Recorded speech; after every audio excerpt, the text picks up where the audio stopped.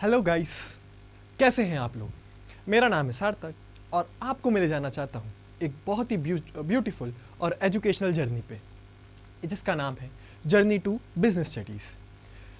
तो हम इस जर्नी पे क्या देखेंगे? हम इस जर्नी में देखेंगे हमारे 12th क्लास के एनसीईआरटी के ऑल द 12 चैप्टर्स। पर आज हम स्टार्ट करते हैं with the first chapter, that is the nature and significance of management. First of all, मैं हूं आपका टीचर और होस्ट सार्थक नीमा। तो चलिए स्टार्ट करते हैं इस जर्नी को।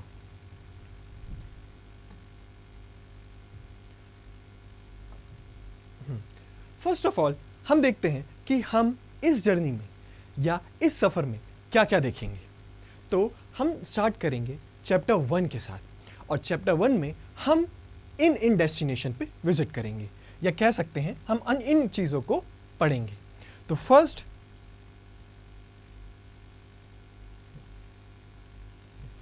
चीज हम जानेंगे कि what is the definition of management. हमने सबने इस शब्द को बहुत बार सुना है, मैनेज कर लो ये चीज़ें, टाइम मैनेज करना चाहिए, यार तुम्हें अपने फाइनेंस मैनेज करना चाहिए। पर होता क्या है मैनेजमेंट? आज हम जानेंगे इसको बोथ पर्सपेक्टिव में, कि हम इसको लिख भी सकें और इसको समझ के अपनी लाइफ पे इम्प्लीमेंट भी कर सकें। सेकंड, हम देखेंगे कि कैरेक्टरिस्टिक्स क्या होते हैं मैनेजमेंट के। कैरेक्टरिस्टिक्स यानी मैनेजमेंट के क्या क्या फीचर्स होते हैं, किस चीज़ को हम मैनेजमेंट कहेंगे, क्या क्या प्रॉपर्ली उसके फीचर्स होंगे। तीसरी चीज़ हम देखेंगे ऑब्जेक्टिव ऑफ मैनेजमेंट। भाई अगर मैनेजमेंट करना है तो क्यों करना है, ये चीज़ को समझेंगे हम अपने इस टॉपिक में या इस डेस्टिनेशन में। फोर्थ चीज़ हम देखेंगे फंक्शंस ऑफ मैनेजमेंट। मैनेजमेंट कर लिया, ठीक है, मुझे कैरेक्टरिस्टिक्स भी समझ में आ गए, पर मैनेजमेंट करके मुझे क्या फ़ायदा मिला? मैं तो काम ऐसे ही कर सकता था, है ना। तो इस चीज़ को समझना पड़ेगा कि क्यों, अगर मैं मैनेज करता हूँ अपने आप को प्रॉपरली, अगर मैं चीज़ों को मैनेज करता हूँ, अगर मैं अपनी एक्टिविटीज़ को मैनेज करता हूँ, तो मुझे उससे क्या फ़ायदा होगा, क्या फंक्शन सर्व कर रहा है मैनेजमेंट मेरे को, उस चीज़ को हम यहाँ देखेंगे। उसके बाद हम मूव करेंगे levels of management, and last में हम देखेंगे natures of management. Approx 70 to 80% of this chapter is covered in these important topics. इसके बाद एक छोटे से कुछ टॉपिक्स रह जाते हैं, कोऑर्डिनेशन एंड ऑल, वो हम नेक्स्ट लेक्चर में देखेंगे। इन सब को करने के बाद हम थोड़ी बहुत प्रैक्टिस करेंगे, थोड़े एमसीक्यूज में लेके आया हूँ आपके लिए, ताकि हम उनको रियल लाइफ एप्लीकेशन, मतलब हम समझ सकें जो हमने पढ़ा है कि क्या वो यूज़ आ रहे हैं कि नहीं आ रहे हैं, ठीक है। इसमें मैं कुछ आपके लिए PYQs भी लेके आया हूँ, PYQs MCQs क्वेश्चंस, ठीक है। तो तैयार हो सब लोग, मूव करें? चलो, जस्ट अ मिनट।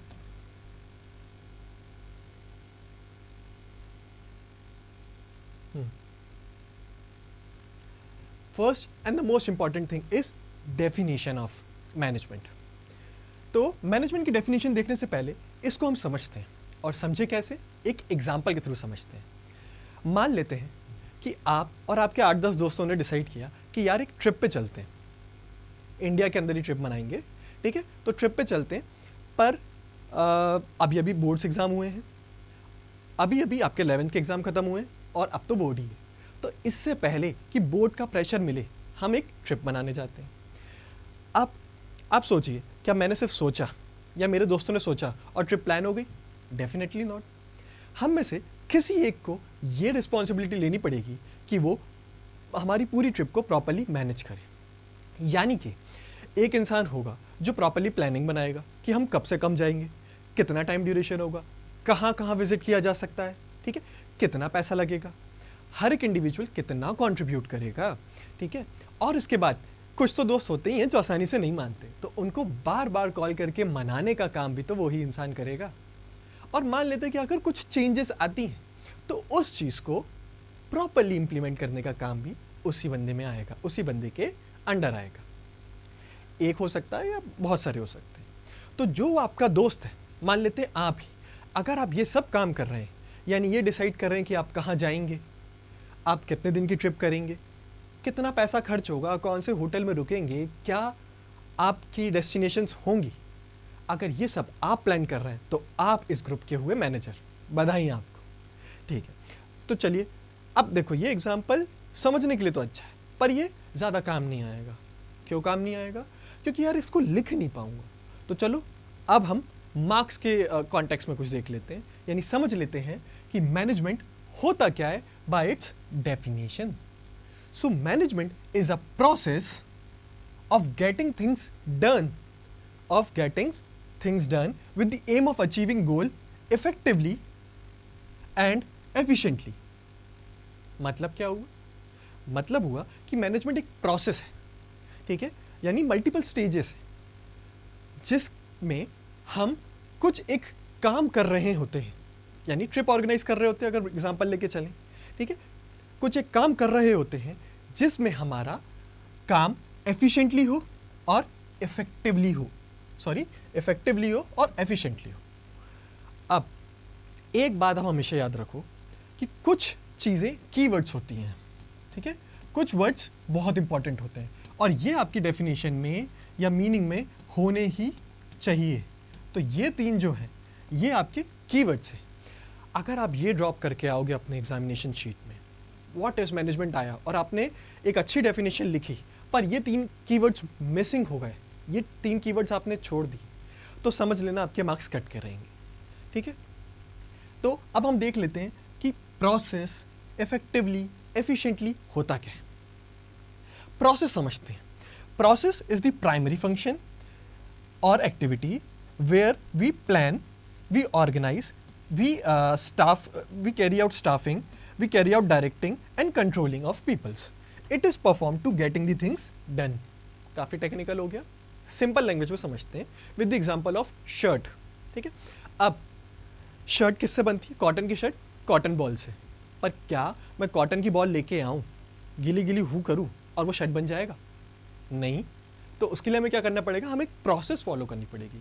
उस कॉटन की बॉल को पहले फार्म लैंड से लाना पड़ेगा, फिर उसको इंडस्ट्री में लाने के बाद उसको धागे में कन्वर्ट करना पड़ेगा, थ्रेड में, उसके बाद वो क्लॉथ में बनेगा और उसके बाद वो शर्ट का फॉर्म ले सकता है।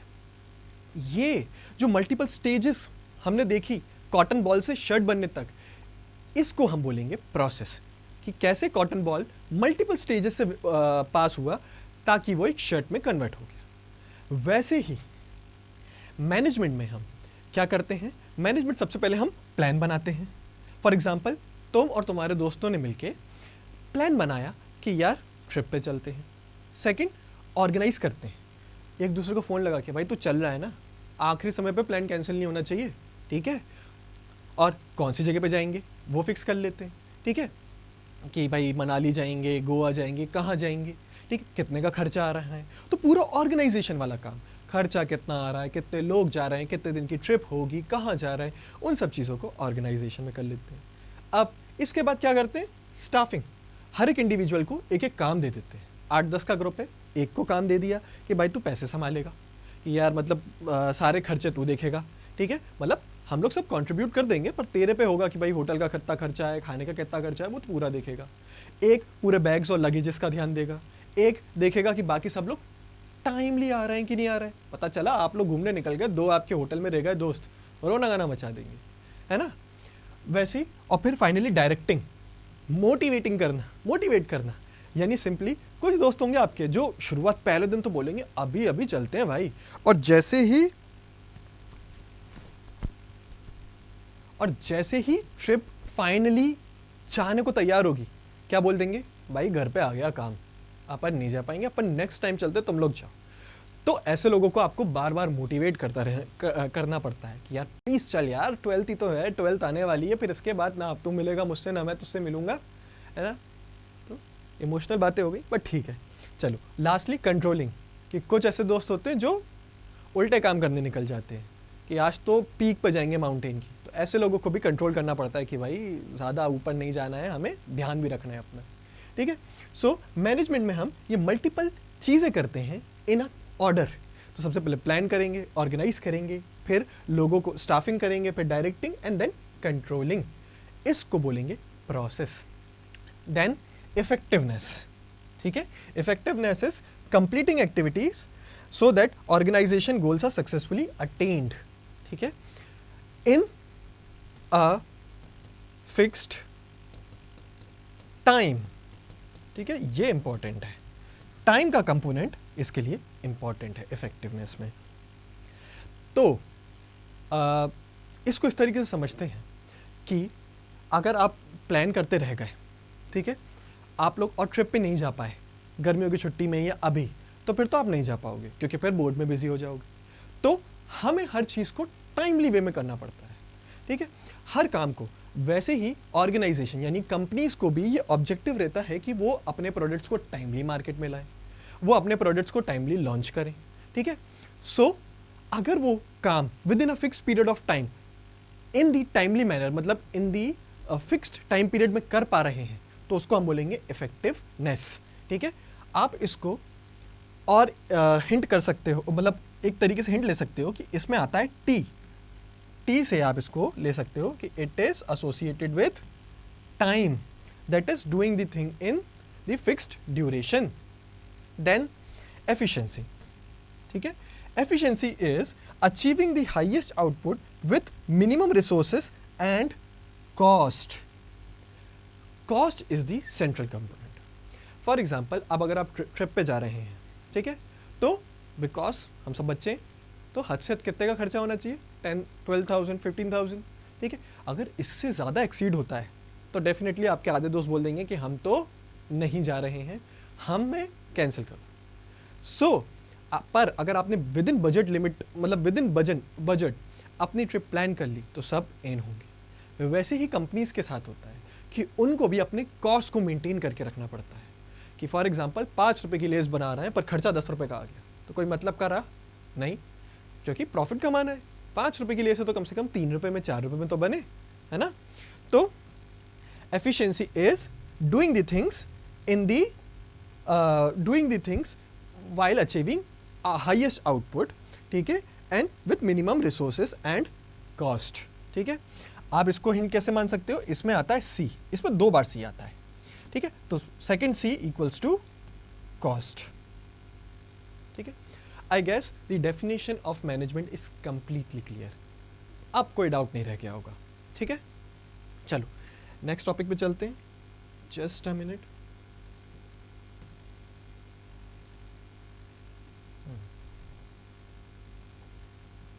ट्रिप पे जा रहे हैं, नहीं जा रहे हैं आप लोग फिर फाइनली, इतनी प्लानिंग कर दी मैंने आपके लिए।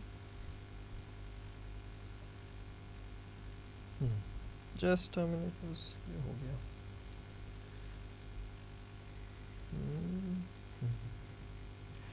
Next important component is characteristics और द फीचर्स ऑफ मैनेजमेंट, ठीक है, कि भाई मैनेजमेंट के क्या क्या इंपॉर्टेंट कैरेक्टरिस्टिक्स होते हैं, क्या क्या फीचर्स होते हैं। मतलब कि अगर ये कंपोनेंट आपको दिख गया तो समझ लेना मैनेजमेंट हो रहा, ठीक है, या ये चीज़ें मैनेजमेंट की होती है, ठीक है। First and the most important thing is goal oriented process, यानी मैनेजमेंट का ये ऑब्जेक्टिव होता है कि आपका फाइनल गोल अचीव हो जाए। आप लोग प्लानिंग कर रहे हो, ऑर्गेनाइजिंग कर रहे हो, स्टाफिंग कर रहे हो, क्यों? ताकि आप लोग ट्रिप पे जा पाओ। अगर ट्रिप पे ना जाना है तो फिर क्यों करने का मतलब है, क्या करने का मतलब है? वैसे ही हर एक बिजनेस का क्या पर्पस है कि वो सर्व कर पाए सोसाइटी को, वो प्रोडक्ट्स, न्यू प्रोडक्ट्स लॉन्च कर पाए, ठीक है, मार्केट में एक्सपेंड कर पाए, ग्रोथ दिखा पाए वो कंपनी, ठीक है। तो जितना अच्छा मैनेजमेंट होगा उतना ज़्यादा उनका अच्छा गोल अचीव होगा, उतने ज़्यादा आसानी से वो लोग अपना गोल अचीव कर पाएंगे। सो मैनेजमेंट का सबसे important first important characteristics is goal attainment towards achieving predetermined common goals. Definitely, for example, if a company has decided कि यार इस साल 50% का अचीवमेंट, 50% की ग्रोथ दिखाएंगे, पहले 100 प्रोडक्ट्स बेच रहे थे, अब 150 प्रोडक्ट्स बेचेंगे, तो डेफिनेटली प्रॉपर मैनेजमेंट बनाएंगे, फिर प्लानिंग करेंगे, सब करेंगे, ठीक है। तो प्री डिटरमाइंड गोल्स होते हैं कि मतलब गोल्स आपके पहले से डिसाइडेड होते हैं, बस आप मैनेजमेंट के थ्रू उनको अचीव करने की कोशिश कर रहे होते हैं। Second, it is all pervasive, यानी मैनेजमेंट आपका हर जगह प्रेजेंट है। ऐसा नहीं कि सिर्फ कंपनी फॉलो करती है। अभी हमने देखा कि हम लोग अगर एक छोटी सी ट्रिप भी ऑर्गेनाइज करना चाह रहे हैं तो भी उसमें मैनेजमेंट लगता है, गवर्नमेंट को मैनेजमेंट लगता है, ठीक है, कि भाई उनके प्रॉपर बजट्स जितने हैं प्रॉपर जगह पे खर्चा हो, मतलब कहीं कोई ज़्यादा पैसा खर्चा कहीं ना हो जाए, प्रॉपर सैलरी मिले सब लोगों को, ठीक है। अगर वेलफेयर स्कीम्स निकालिए कोई सी तो वो प्रॉपरली सबको डिलीवर हो, तो इस सब चीज़ों में भी मैनेजमेंट लगता है। एक एनजीओ, नॉन प्रॉफिट ऑर्गेनाइजेशन, उनके लिए भी मैनेजमेंट इक्वली इंपॉर्टेंट है ना, ठीक है। तो management is pervasive, it is universally required, हर एक को मैनेजमेंट की ज़रूरत है। एक अकेले इंडिविजुअल को भी मैनेजमेंट की ज़रूरत है। फॉर एग्जाम्पल, अगर कल के दिन जस्ट हाँ, कल के दिन मतलब अभी आप लोग बोर्ड्स के लिए तैयार करोगे तो भी आप प्रॉपरली मैनेजमेंट करोगे कि भाई बुक्स अरेंज करोगे, ठीक है, फिर डिसाइड करोगे कि इतने समय में मेरा बिजनेस के इतने चैप्टर्स हो जाने चाहिए, ठीक है, फिर टारगेट बनाओगे कि इस साल 99 परसेंटाइल के आएंगे, टॉप में आएगा डेफिनेटली। तो आप पहले गोल बनाओगे, फिर उसके हिसाब से पढ़ोगे, तो वहाँ पे भी मैनेजमेंट तो लगेगा, ठीक है। Third is it is multi dimensional, यानी मैनेजमेंट में 3 इंपॉर्टेंट चीज़ें हम मिक्स करके उनको मैनेज करने की कोशिश करते हैं। यानी पहली बात तो हम मैनेजमेंट ऑफ वर्क को देखते हैं, सेकंड मैनेजमेंट ऑफ पीपल्स को देखते हैं, third is management of operations. यानी मैनेजमेंट ऑफ वर्क एक कंपनी के पर्सपेक्टिव से देखते हैं कि अगर एक कंपनी को टारगेट अचीव करना है कि 20% ग्रोथ, ठीक है, या मान लेते हैं चलो कि रिलायंस टाटा को ज़ूडियो के और ज़्यादा आउटलेट्स खोलने और ज़्यादा शोरूम्स खोलने, तो उसके लिए डेफिनेटली उनका टारगेट है कि अभी 150 शोरूम्स हैं तो इसको इंक्रीज करके 250 तक लेके जाना है, गोल फिक्स कर दिया है। अब पहली बात तो वो प्रॉपरली इस गोल में लोगों को इन्वॉल्व करेंगे कि भाई उनके टीम्स को इन्वॉल्व करेंगे कि भाई टारगेट दे रहे हैं, कौन कौन सी सिटी में आप एक्सपेंड कर सकते हो बताओ, ठीक है। फिर प्रॉपरली वर्क अरेंज करेंगे कि यार एक इंडिविजुअल जगह डिसाइड करेगा, दूसरा डिसाइड करेगा कि भाई वहाँ पे मार्केट है कि नहीं है ना। और तीसरा ऑपरेशंस यानी लोगों और कामों को मिला के हम एक तरीके से अपना काम निकलवाते हैं। हम इनको अच्छे से देखेंगे। फिलहाल हम मूव करते हैं फोर्थ इंपॉर्टेंट पे, that is continuous process. Management एक कंटिन्यूस प्रोसेस है, ठीक है। ऐसा नहीं है कि आज मैनेजमेंट कर दिया और काम खत्म, नहीं। डेफिनेटली अगर आज मैंने प्लान कर लिया है और प्लान की तरफ मूव कर रहा हूँ तो कंटिन्यूसली मुझे देखते रहना पड़ेगा कि भाई मेरा प्लान सही से चल रहा है कि नहीं, ठीक है। फॉर एग्जांपल ज़ूडियो ने प्लान किया कि टाटा ने प्लान किया कि 2026-27 में 100 नए आउटलेट्स खुलेंगे, ठीक है। अब 100 नए आउटलेट्स खुलेंगे, तो अभी उन्होंने प्लान बना लिया है। अब उनको हर मंथ देखना पड़ेगा कि भाई ये आउटलेट्स खुल रहे हैं कि नहीं खुल रहे हैं, ठीक है। कि फॉर एग्जांपल जनवरी में प्लान बना के रख दिया, काम खत्म, नहीं। उनको हर मंथ देखना पड़ेगा, हर मंथ के टारगेट बनाएंगे, हो सकता है वो कि भाई इस मंथ में इतने आउटलेट्स खुल जाने चाहिए, और नहीं खुले तो भाई क्या प्रॉब्लम आ गई है, क्या सॉल्यूशन है। तो कंटिन्यूसली आपको जब तक आपका गोल अटेन नहीं हो जाता with in the time period, आपको इसको कंटिन्यूसली देखते रहना पड़ता है, आपको कंटिन्यूसली मैनेज करते रहना पड़ता है। तो ऐसा नहीं है, मैनेजमेंट एक दिन की एक्टिविटी नहीं है।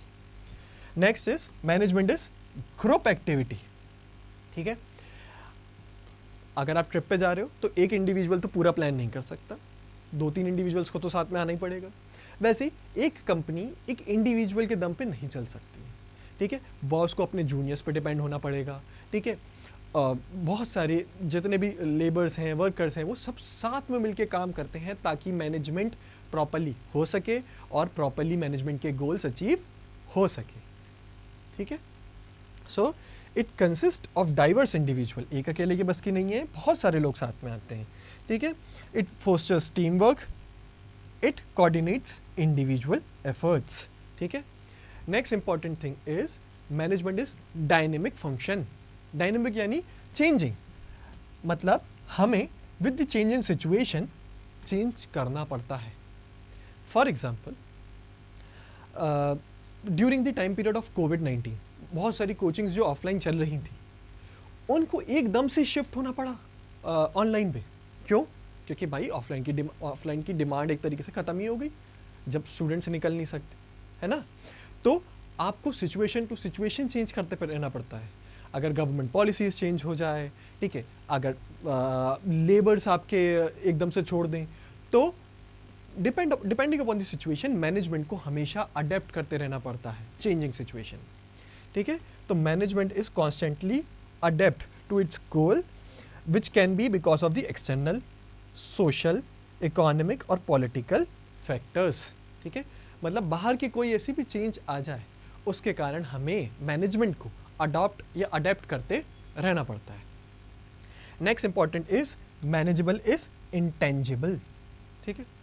अब दिखता थोड़ी ना मैनेजमेंट, आपने ट्रिप प्लान कर दी आपके दोस्तों के लिए, ठीक है, तो दिख थोड़ी ना रहा है मैनेजमेंट, क्या मैनेजमेंट। हाँ, पर महसूस ज़रूर होता है जब आपके दोस्त बोलते हैं कि यार क्या ट्रिप प्लान करी थी, मज़ा ही आ गया भाई, है ना। तो management can not be seen physically but it presence is directly felt through orderliness, ठीक है, happy employees, targeted when target are met, ठीक है। जब आपके दोस्त खुश होंगे, जब आप प्रॉपरली जहाँ जहाँ आपने डिसाइड किया वहाँ वहाँ जा पाओगे, जब आपका कॉस्ट 1 रुपये भी एक्सीड नहीं होगा और आप बिना टेंशन के फुल मज़े भी ले पाओगे या कर पाओगे, तब मान लेंगे कि आपका मैनेजमेंट सक्सेसफुल रहा, ठीक है। इट कैन बी फेल्ट, ठीक है। चलो नेक्स्ट टॉपिक पे चलते हैं, that is objectives of management, ठीक है। ऑब्जेक्टिव को हम समझ सकते हैं इन द कॉन्टेक्स्ट कि यार यू आर एन मैनेजर, तुम एक मैनेजर हो और तुम देखो कि तुम्हारी रिस्पॉन्सिबिलिटी क्या क्या होती है, तुम्हारे एक्शंस किस किस को बेनिफिट पहुंचाने चाहिए, is what the objective of management is all about. कि मैं एक मैनेजर हूँ भाई, और जो जो मैं एक्शंस ले रहा हूँ उससे किसको क्या बेनिफिट हो रहा है, किसको क्या नुकसान हो रहा है, अगर मैं ये सोच पा रहा हूँ, ठीक है। तो मैनेजमेंट के 3 इंपॉर्टेंट ऑब्जेक्टिव्स होते हैं, यानी मैनेजर्स के एक्शन से 3 लोगों को बेनिफिट्स होना चाहिए। पहला ऑर्गेनाइजेशन, दूसरा सोशल ऑब्जेक्टिव या सोसाइटी, तीसरा पर्सनल यानी जो एम्प्लॉइज आप क्या काम कर रहे हैं, ठीक है। तो ऑर्गेनाइजेशनल ऑब्जेक्टिव क्या होता है, आई एम अ मैनेजर, ठीक है, और मुझे CEO बना दिया है, तो कंपनी की ओनर की एक्सपेक्टेशन क्या होगी कि पहली बात मैं उनको प्रॉफिट कमा के दिखाऊं। डेफिनेटली कौन चाहता है कि लॉस कमाए, है ना। सारे ओनर्स तो यही चाहते हैं कि उनकी कंपनी जितना हो सके उतना तो प्रॉफिट, जितना हो सके उससे ज़्यादा प्रॉफिट ही कमाए, ठीक है। सेकेंड इज सर्वाइवल, कि भाई हम मार्केट में रहें चाहे कितना टफ कंपटीशन आ जाए, ठीक है। फॉर एग्जांपल कितना भी ज़्यादा दूसरी कंपनीज एडवर्टाइजमेंट में लगा दे, best example is for the VI, ठीक है। VI टेलीकॉम इंडस्ट्री है, सिम बनाती है ना, तो VI का तो टारगेट यही होगा आज के समय पे कि कितना भी टफ कंपटीशन आ जाए फ्रॉम जियो एंड एयरटेल, हमें सर्वाइव करना है, ठीक है। तो अगर वो अपने अच्छे से सर्वाइव कर पाई फॉर अ लॉन्ग टर्म, तो समझ लेना उनका मैनेजमेंट सक्सेसफुल रहा। एंड थर्ड इज ग्रोथ, ठीक है। So profit and survival is nothing without growth. अगर हम कंटिन्यूसली ग्रोथ नहीं दिखा पा रहे तो एक समय के बाद हमारा प्रॉफिट भी रुक जाएगा, सर्वाइव भी हम नहीं कर पाएंगे। तो कंटिन्यूसली बिजनेसेस पे ये तो प्रेशर होता ही है, जो कि ज़रूरी भी है कि उनको कंटिन्यूसली ग्रोथ दिखाना होता है, ठीक है। तो ये हो गया एक मैनेजर की रिस्पॉन्सिबिलिटी टूवर्ड्स हिज और हर ऑर्गेनाइजेशन, ठीक है। Second is towards the society. आप समझो कि company is also a part of a society. Company society से अलग थोड़ी ना है, ठीक है। हम भी उसी सोसाइटी में काम कर रहे हैं, उसी सोसाइटी के लोगों को एम्प्लॉय बना रहे हैं, ठीक है, वहीं के लोग एम्प्लॉय कर रहे हैं। दूसरी बात, उसी सोसाइटी में जाके प्रोडक्ट बेच रहे हैं, अगर पॉल्यूशन क्रिएट कर रहे हैं तो वहीं के लोगों को इम्पैक्ट हो रहा है। तो एज अ मैनेजर, ठीक है, ये हमारी रिस्पॉन्सिबिलिटी होती है कि हमारी सोसाइटी भी हमसे सेटिस्फाई रहे। कैसे रहेगी? पहली बात तो वैल्यू क्रिएशन करना।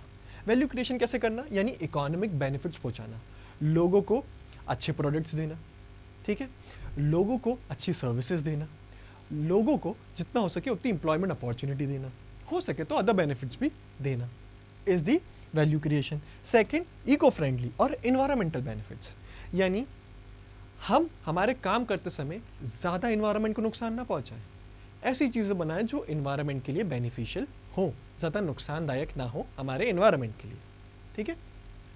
And third is community development, यानी हम जब काम कर रहे हो तो इससे समाज में बाकी लोगों को भी बेनिफिट मिले। फॉर एग्जाम्पल ITC, ठीक है।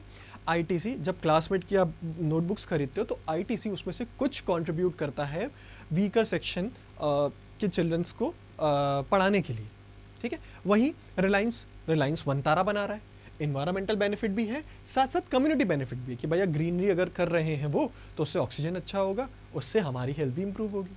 तो हर मैनेजमेंट पे ये टारगेट होता है कि वो अपनी आसपास की सोसाइटी को बेनिफिट पहुंचाए। लास्ट इज पर्सनल, यानी आप क्या काम करने वाले लोग। अगर लोग खुश नहीं होंगे और उनने कंपनी छोड़ना स्टार्ट कर दी तो समझ लेना कंपनी कुछ ही साल बाद बंद हो जाएगी। Without good employees a company can not survive. Even this AI world, आज के एआई वर्ल्ड में भी एक कंपनी बिना अच्छे लोगों के सर्वाइव नहीं कर पाएगी, ठीक है। जस्ट अ मिनट, सर्वाइव नहीं कर पाएगी।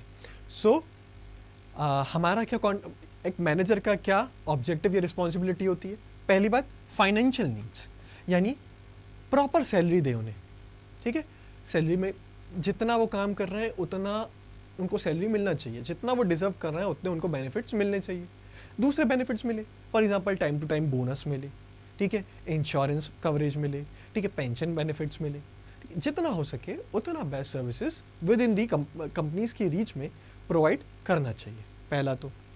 सेकंड, सोशल नीड्स, यानी कि ऐसा वर्किंग इन्वायरमेंट बनाओ जहाँ पे उनको घुटन ना हो। एम्प्लॉयज़ को ये ना लगे कि यार यहाँ पे काम करना, पैसे चाहे ठीक है पर यहाँ पे काम करना बहुत मुश्किल है भाई, बहुत टॉक्सिक इन्वायरमेंट। नहीं, ऐसा जगह हो जहाँ पे वो सेटिस्फाई भी हो। इसके लिए क्या कर सकते हैं? इसके लिए आप उनको awards, time to time awards दे सकते हो, रिकॉग्नाइज कर सकते हो उनके वर्क्स को कि अगर वो कुछ अच्छा काम करके लाए तो डेफिनेटली अप्रिशिएट करो कि यार वेल डन, ठीक है।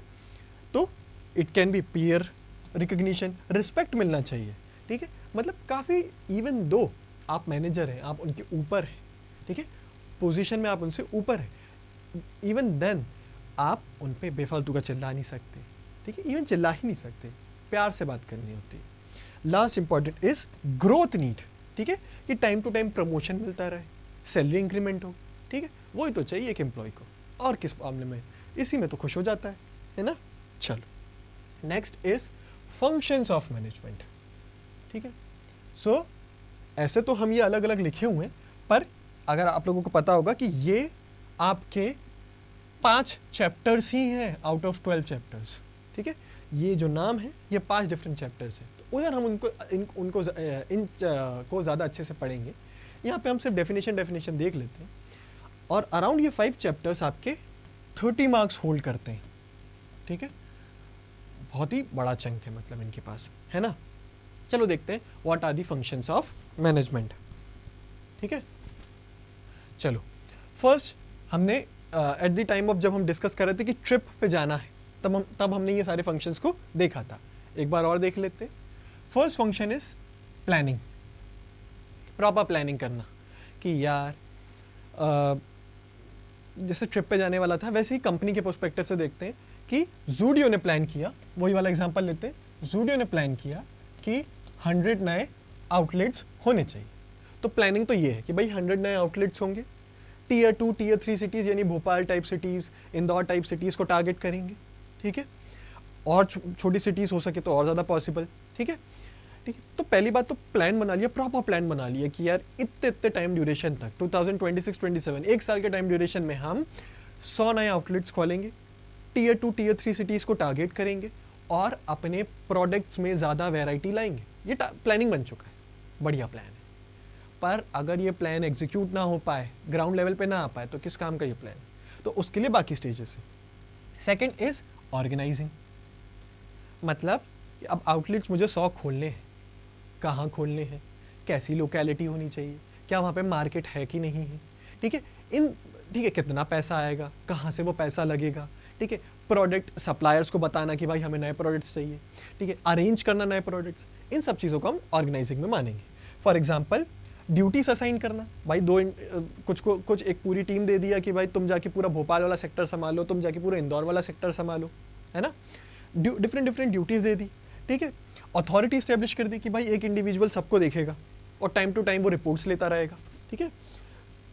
और लास्टली क्रिटिकल रिसोर्सेस यानी सबसे इंपॉर्टेंट तो फाइनेंस ही होता है, पैसा ही होता है। तो पैसा एलोकेट करना कि भोपाल वाले प्रोजेक्ट में इतना जाएगा, इंदौर वाले प्रोजेक्ट में इतना जाएगा, है ना। तो that is organising. Third is staffing यानी अब देखो 100 नए आउटलेट्स खोलने, यानी 100 नए आउटलेट्स के हिसाब से एटलीस्ट 10,000 लोग तो नए एम्प्लॉय करने पड़ेंगे। तो नए हर एक ज़ूडियो के शोरूम के लिए मैनेजर होगा, कुछ एम्प्लॉयज़ होंगे, तो उनको एम्प्लॉय करना, प्रॉपर सैलरी देना, ठीक है, प्रॉपर इंडिविजुअल प्रॉपर जगह पे हो, मतलब जिसके पास कैपेबिलिटी हो वो मैनेजर बने, जिसके पास थोड़ी कम कैपेबिलिटी हो वो सेल्समैन बने, ठीक है, सेल्सवुमेन बने। तो इस चीज़ को पूरा हम स्टाफिंग में देखते हैं। थर्ड इंपॉर्टेंट इज डायरेक्शन देना कि भाई तुम्हें ये काम करना है, वो काम करना है, ये मैनेजर का काम होता है। प्रॉपर्ली डायरेक्शन देना कि भाई इस टाइम ड्यूरेशन तक ये काम हो जाना चाहिए, ठीक है। इन्फ्लुएंस करना, ठीक है, मोटिवेट करते रहना कि भाई डेफिनेटली कि यार टारगेट अचीव नहीं हुआ है, टारगेट अचीव करना है, ठीक है, क्योंकि कंपनी की ग्रोथ में तुम्हारी ग्रोथ है, डेफिनेटली कंपनी ग्रो करेगी तो सैलरी होगी। तो टाइम टू टाइम डायरेक्शन देना, टाइम टू टाइम मोटिवेशन करना हम इस स्टेज में करते हैं। और लास्टली कंट्रोलिंग, ठीक है, यानी हम देखते हैं कि एक्चुअल परफॉर्मेंस कितना है as compare to the plan performance. For example in the month of July, ठीक है, अराउंड 10 नए आउटलेट्स खोलने थे ज़ूडियो को, और जैसे ही मंथ एंड होने को आ रहा है 25 जुलाई के करीब में सिर्फ 3 नए आउटलेट्स खुल पाते हैं। तो परफॉर्मेंस तो हाईली बहुत ज़्यादा ही कम अचीव हुआ है अभी तक। सो अब ये मैनेजर पे टास्क है कि भाई क्यों अचीव नहीं हो रहा है, इसको लेके आना कि रिमेनिंग डेज में कम से कम कुछ नहीं तो हम टारगेट के पास ही पहुंच पाएँ, ठीक है। मोटिवेट करते रहना, करेक्टिव मेजर्स लेना कि यार क्यों अचीव नहीं हुआ था, क्या प्रॉब्लम हो गई थी, और हम इस चीज़ में आप करेक्शंस लेके आते हैं। लास्ट, अच्छा चलो इसको समझते हैं from the life of a student, ठीक है। 12th क्लास में तुम अभी आए हो, ठीक है, अभी थोड़ी देर अभी तो एंजॉय कर रहे हो, अभी जुलाई का टाइम है, बट धीरे धीरे करके बोर्ड के टारगेट्स पे लगी जाओगे, है ना। अभी प्री बोर्ड्स आ जाएंगे अक्टूबर नवंबर में, तो उससे पहले आप लोग बनाएंगे प्रॉपर एक स्ट्रक्चर कि आज 99% इस बार 12th में तो किसी के नहीं मेरे ही होंगे, है ना। तो उसके लिए भी हम पूरा प्लान पूरा ये स्टेजेस फॉलो करेंगे। तो सबसे पहले प्लान बनाएंगे कि 99 आएंगे, इसमें बिजनेस का कंट्रीब्यूशन होगा पूरे 100 मार्क्स, है ना, बढ़िया प्लान है। तो फिर आप उसके बाद प्लान तो बन चुका है 99% with 100 marks in business studies, है ना। अब नेक्स्ट टारगेट क्या होगा, प्रॉपर्ली ऑर्गेनाइज करना, बुक्स लेके आना, ठीक है, टाइम ड्यूरेशन डिसाइड करना कि शाम को बैठ के पढ़ूंगा, इतने घंटे दूंगा, बिजनेस पढ़ने में पूरी रात दूंगा, ठीक है, इतने चैप्टर्स एक चैप्टर्स 4 दिन में कंप्लीट हो जाए, एक चैप्टर्स 5 दिन में कंप्लीट हो जाए, वगैरह वगैरह, ठीक है। देन स्टाफिंग इसमें कैसे होगी, अपने दोस्तों को फ़ोन लगाना कि यार चल ग्रुप एक्टिविटी करते हैं, ग्रुप स्टडी करते हैं, ठीक है, मैं तेरी मदद कर दूंगा तो मेरी मदद कर देना, मैं बिजनेस पढ़ के अच्छे से आ जाऊंगा, मैं बिजनेस तेरे को समझा दूंगा, तो इकोनॉमिक्स पढ़ के और इकोनॉमिक्स मुझे समझा दे, है ना। तो third is staffing. Finally directing, ये तो सबसे इंपॉर्टेंट है, मोटिवेट करना, खुद को मोटिवेट करना कि इस बार 100% लाने, मोबाइल मत चला, ठीक है। डायरेक्शन देना अपने आप को कि भाई इस बार तो किसी भोपाल का टॉपर या इंदौर का टॉपर मैं ही होऊंगा, ठीक है। लास्टली कंट्रोलिंग कि अगर गलती से डेविएशन आ रहा है, डिसाइड किया था कि अगस्त तक 6 चैप्टर हो जाएंगे और देखा कि नहीं हुए हैं, तो करेक्टिव मेजर्स लेना कि सितंबर में बाकी सारे कंप्लीट कर दूंगा, मोबाइल इतने घंटे कम कर दूंगा, मोबाइल बंदी कर दूंगा, वगैरह वगैरह, ठीक है। तो this is how we implement these 5 stages in our life. तो एज आई सेड कि मैनेजमेंट हर जगह है, जहाँ देखो वहाँ मैनेजमेंट आपको देखने को मिल जाएगा, ठीक है। चलो नेक्स्ट टॉपिक में मूव करते हैं, दैट इज लेवल सबके निकलेंगे, पर निकलेंगे उनके जिनके स्ट्रक्चर होगा प्रॉपरली, ठीक है। तो देखो मीम से इंस्पिरेशन लेके मैनेजमेंट ने भी अपने लेवल्स निकाल दिए, ठीक है। तो मैनेजमेंट में होते 3 different levels, top, middle and operational level, ठीक है। टॉप लेवल मैनेजमेंट यानी वो एम्प्लॉयज़ या आप कह सकते हो वो मैनेजर्स जो टॉप पोजीशन पे बैठे रहते हैं एक कंपनी में। For example directors, vice president, presidents, CEO, CFO, COO मतलब chief executive officer, chief finance officer, chief operational officer, general manager, ये टॉप पोजीशन वाले होते हैं। इनका काम होता है कि भाई कंपनी प्रॉपरली काम कर रही है कि नहीं कर रही है, सारे डिपार्टमेंट प्रॉपरली कोऑर्डिनेट हो रहे हैं कि नहीं हो रहे हैं, है ना। इनका काम होता है कि कंपनी अपने टारगेट्स अचीव कर रही है नहीं कर रही है, ये बनाते हैं प्लान्स, ठीक है, टॉप लेवल्स के प्लान्स ये बनाते हैं, ठीक है, ये डिसाइड करते हैं कि रिसोर्सेज कहाँ से एक्यूमुलेट करेंगे। तो इनका काम बहुत ज़्यादा क्रिटिकल होता है, ठीक है, और ये टॉप पोजीशन पे लाई करते हैं। सेकेंड लेवल पे इज मिडिल लेवल मैनेजर्स, ठीक है। अब हर कंपनी के अलग अलग डिविजन्स होते हैं। फॉर एग्जांपल टाटा के, ठीक है, बहुत सारे डिवीजन है, टाटा स्टील, ठीक है, ये कंज्यूमर्स, जूडियो जिसके अंदर आता है, तनिष्क, ठीक है, तनिष्क हो गया, तनिष्क, और आई वुड से इसकी पेरेंट कंपनी टाइटन, ठीक है। तो यहाँ पे एक तरीके से ये मान लो ये टॉप लेवल है, ये जो सेकंड लेवल वाले हैं इनके जो टॉप वाले होंगे वो मिडिल लेवल से आएंगे, ठीक है। ये हर एक पर्टिकुलर डिपार्टमेंट के हेड होते हैं और इनका काम होता है कि इनका डिपार्टमेंट प्रॉपरली फंक्शन करे। ये लोग क्या करते हैं, टॉप लेवल से डायरेक्शंस लेते हैं, इनने टारगेट दे दिया हर एक को अलग अलग कि प्रोडक्शन में इतना प्रोडक्शन इंक्रीज करवा दो, सेल्स में डबल कर दो, ठीक है, मार्केटिंग को और बढ़ा दो, नए नए तरीके से मार्केटिंग करने लगो, एआई को इंटीग्रेट करो वगैरह वगैरह। तो ये तो इनने डायरेक्शन दे दिया, एक्चुअल में काम कौन करवाएगा, मिडिल लेवल करवाएगा अपने अपने डिपार्टमेंट के लिए। लास्टली ऑपरेशनल और सुपरवाइजरी लेवल, ये लोग सबसे नीचे वाले लेवल के मैनेजर होते हैं और इनका काम क्या होता है कि जो एम्प्लॉयज़ हैं, जो वर्कर्स काम कर रहे हैं वो प्रॉपरली काम करें, ठीक है, वो प्रॉपरली अपने टारगेट अचीव करें। तो यही वो लोग हैं जो एक्चुअल में काम करते हैं और करवाते हैं, है ना। इन लोगों पे ही एक्चुअल में टारगेट होता है और यही लोग हैं जो कंपनी को मूव करवाते हैं, ठीक है। अब एक चीज़ और नोटिस करो, ठीक है, यहाँ पे बहुत बड़ा एरिया है, कम एरिया, छोटा एरिया। क्यों? क्योंकि ये रिफ्लेक्ट कर रहा है the number of managers. Top managers बहुत कम होते हैं, ठीक है, हार्डली 20, 30, 20 मैक्सिमम, ठीक है। ये थोड़े से ज़्यादा होंगे, मे बी 50, 100, ठीक है, और ये बहुत ज़्यादा हो जाएंगे, मान लेते एक बड़ी कंपनी के लिए 200, है ना। तो ये जो ट्रायंगुलर पिरामिड है ये भी शो कर रहा है कि कितने मैनेजर्स हैं, ठीक है। चलो आज का last topic, that is nature of management, कि मैनेजमेंट का कैसा नेचर है, ठीक है, क्या मैनेजमेंट कैसा है, ठीक है, क्या मैनेजमेंट साइंस है, क्या मैनेजमेंट आर्ट है, या क्या मैनेजमेंट प्रोफेशन है, कैसा है मैनेजमेंट, ठीक है। तो वो चीज़ समझने के लिए सबसे पहले हमें समझना पड़ेगा कि साइंस क्या होता है, ठीक है।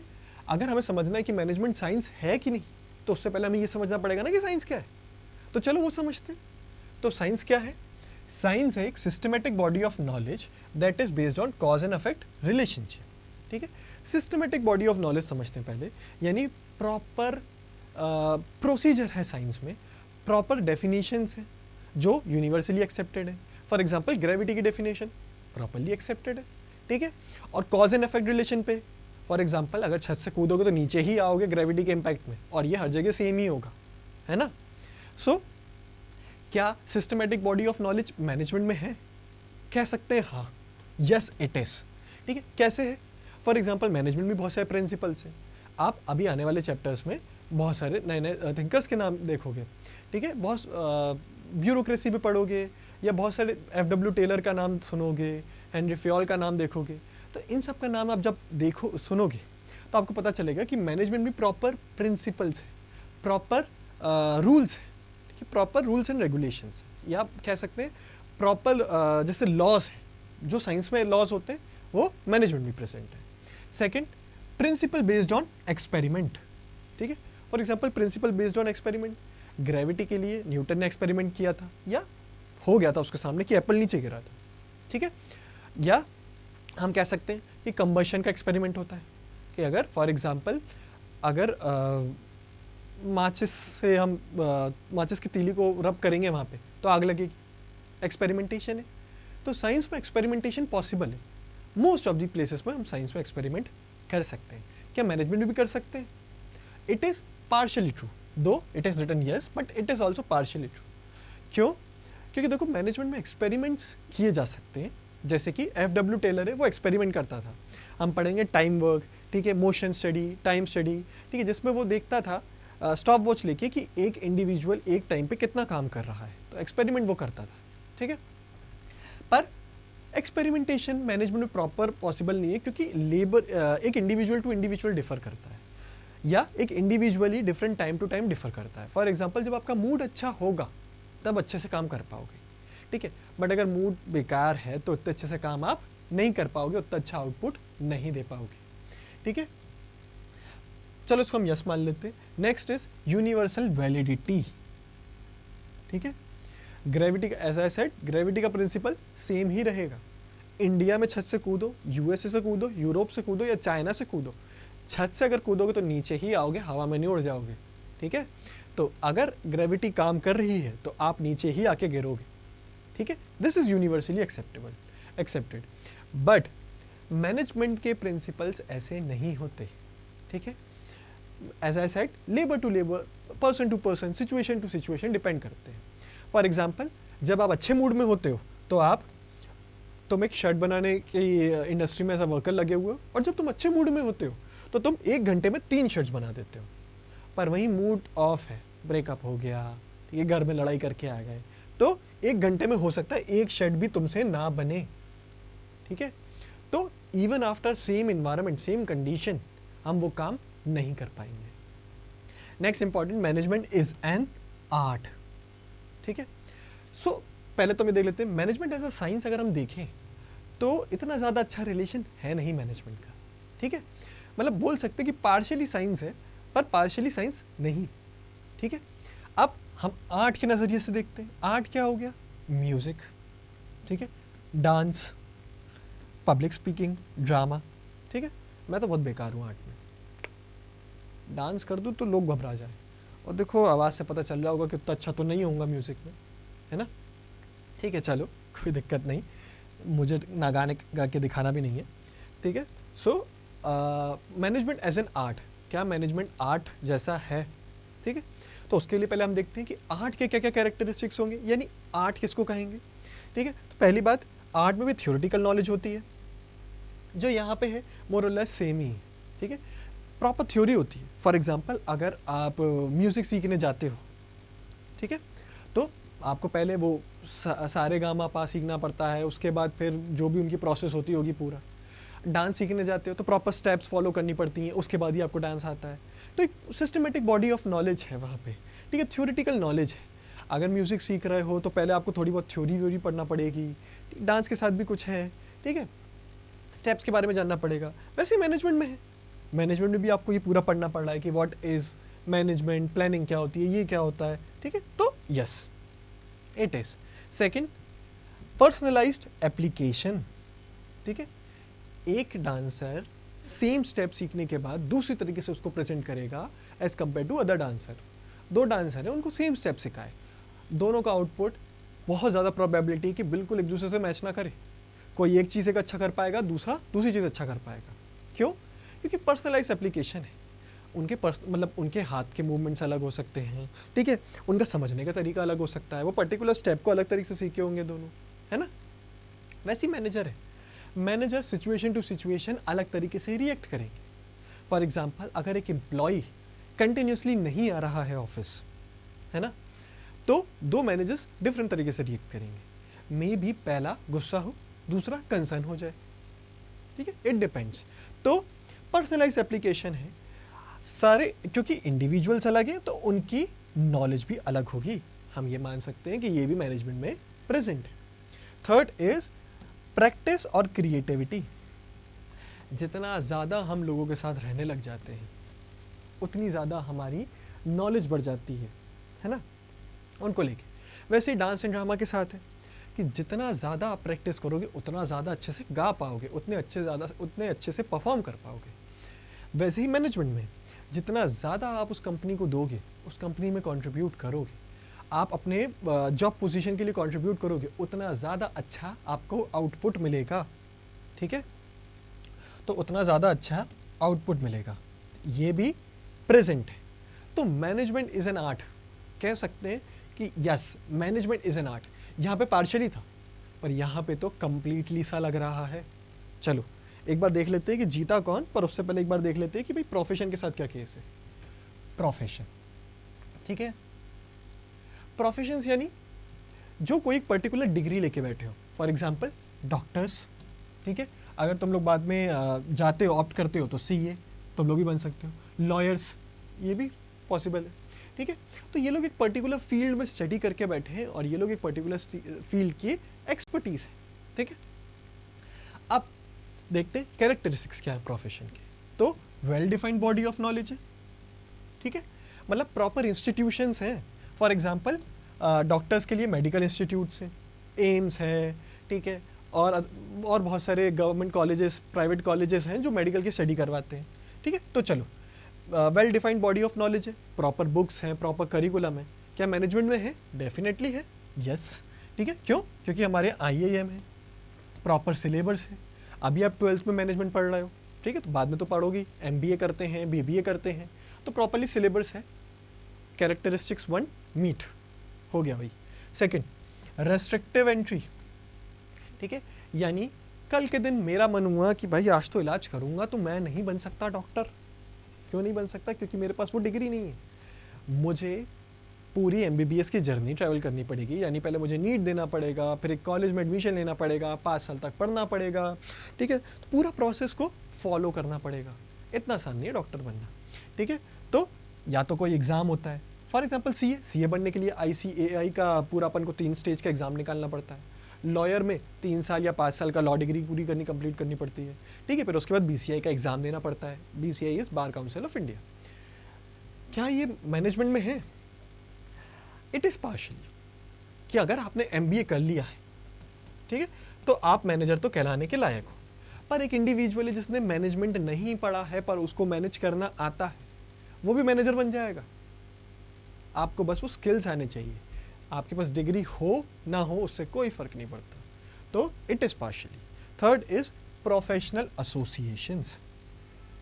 ठीक है, प्रोफेशनल एसोसिएशंस, फॉर एग्जांपल ये जितने भी प्रोफेशंस होते हैं, इन सब की एक एक एसोसिएशन होती है जो उनको रेगुलेट करती है। फॉर एग्जांपल डॉक्टर्स को रेगुलेट करने के लिए कौन है? NMC, national medical council. Lawyers के लिए कौन है? BCI, bar council of India. Chartered accountants के लिए कौन है? ICAI।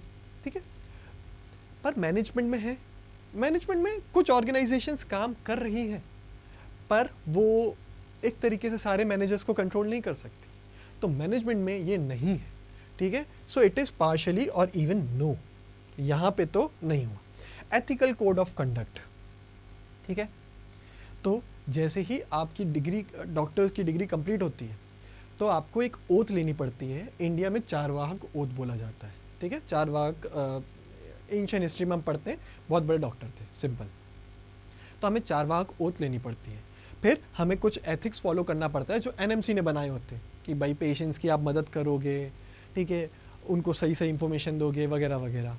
ठीक है, ये कोड ऑफ कंडक्ट में है, हर एक डॉक्टर को फॉलो करना पड़ता है, और अगर गलती से पकड़ा गया वो नहीं फॉलो करते हुए, तो उसका रजिस्ट्रेशन कैंसिल हो सकता है। ठीक है, क्या यहाँ पे है? यहाँ पे भी पार्शली ही बोलूंगा। ठीक है, और क्यों? आपने इस चैप्टर की शुरुआत में एक चीज पढ़ोगे, TCOC, Tata code of conduct. Tata code of conduct, but Tata code of conduct होने, टाटा कोड ऑफ कंडक्ट है मतलब वो भी एथिकल कोड्स टाइप ही है उनके मैनेजर्स के लिए, पर वो सिर्फ टाटा की कंपनीज के लिए है। बाकी कंपनीज ने शायद किसी ने बनाया है, किसी ने नहीं बनाया है, और सब जगह अलग अलग है। पूरे डॉक्टर्स पे तो एक ही लगता है, पर हर जगह अलग अलग है। तो it is also partially, it is generally expected कि यार एक मैनेजर से एक्सपेक्टेशन होती है कि वो सोसाइटी के लिए काम करेगा, वो अपने लेबर्स के लिए, जो उनके यहाँ वर्कर्स काम कर रहे हैं उनके लिए काम करेगा, बट 100% लायबल नहीं है मैनेजर। समझे? Next important is service motive. ठीक है. Finally doctors are working to serve their patients, lawyers serving their clients, ठीक है, chartered accounting serving their clients. और ये जनरली एक्सपेक्टेड होता है कि फ़ी बाद में सर्विस पहले. मैनेजर के लिए भी माना जाता है कि यार ये होना तो चाहिए कि यार मोटिव, सर्विस मोटिव पहले और अपनी सैलरी, कंपनी का प्रॉफिट बाद में. पर ये भी कोई उन पे एप्लीकेबल नहीं है फोर्सफुली कि भाई पहले आप ये करके रहोगे. So it is also partially. So हम कह सकते हैं management as a profession, yes it is, but it is partially, पूरा नहीं. अभी तक मैनेजमेंट प्रोफेशन नहीं बना है. So out of science, arts and profession, only art succeeded. Only art ही काम कर पाया है ये वाला. बाकी साइंस और प्रोफेशन तो उतना बढ़िया नहीं रिजल्ट दिखा पाए. तो हम कह सकते हैं management is an art, but management is partially science and management is partially profession. चलो, यहाँ तक किसी को कोई डाउट नहीं होगा है तो रिवाइंड करके वो पीछे जाके वो वाला पोर्शन देख लें, क्योंकि अब हम मूव कर रहे हैं towards the questions. Practice question करते हैं, ठीक है. और इसके साथ ही ये चैप्टर नहीं, ये लेक्चर का एंड. इस चैप्टर में थोड़े से और कंपोनेंट्स बचे, ठीक है. First practice question is management is a process of getting things done with the aim of achieving goals, ठीक है. और उन गोल्स को हमें कैसे अचीव करना है, यानी मैनेजमेंट एक प्रोसेस है जिसमें हमें गोल्स अचीव करना है. कैसे? Effectively as well as efficiently, कि सही कॉस्ट में हो और सही और within the time period हो जाए. तो both effectively and efficiently, this is the answer, ठीक है. Question number this is the answer. हाँ, question number second, which dimension of management deals with translating work in terms of goals to be achieved and assigning means to achieve it, ठीक है. Which dimension of management deals with translating work in terms of goals to be achieved and assigning the means to be achieved. मतलब works को, एक particular work है उसको किस तरीके से अचीव करना है और उसके लिए कौन कौन से रिसोर्सेज अलोकेट करना है. ये किसका कंपोनेंट है? हमने 3 कंपोनेंट पढ़े थे मल्टी डायमेंशन में, management of work, management of people and management of operation. In management of work we deals with कि एक वर्क को किस तरीके से कंप्लीट करना है, क्या क्या रिसोर्सेज अलोकेट करना है. तो option C is the right answer. Management of work, providing fair wages, safe working environment, career growth for the employees. यहाँ पे हम जितनी भी बातें कर रहे हैं वो किसके पर्सपेक्टिव के लिए कर रहे हैं? एम्प्लॉयज़ के लिए. मैनेजर यहाँ पे किसके बारे में सोचेगा? एम्प्लॉयज़ के लिए. तो ये क्या आ गया? ये कौन सा ऑब्जेक्टिव हो गया? Objective of organisation, for society और फॉर पीपल, और that is personal. Definitely the last one, that is personal. So C. Last question, interpreting policies framed by the top management is the primary responsibility of. जो top level ने policies बना दी है उसको interpret करना, उसको simply explain करना, simplify करना और नीचे लेवल तक बताना, किसका काम हो गया? मिडिल वालों का, ठीक है. तो answer is B, middle management, ठीक है. आया समझ में? सिंपल क्वेश्चन थे. चलो last. Okay, so this is how now the lecture is completed. Next lecture में हम जल्दी मिलते हैं, ठीक है. होपफुली आपको समझ में आया होगा. मैंने सिंप्लीफाई करने की कोशिश करी है, ठीक है.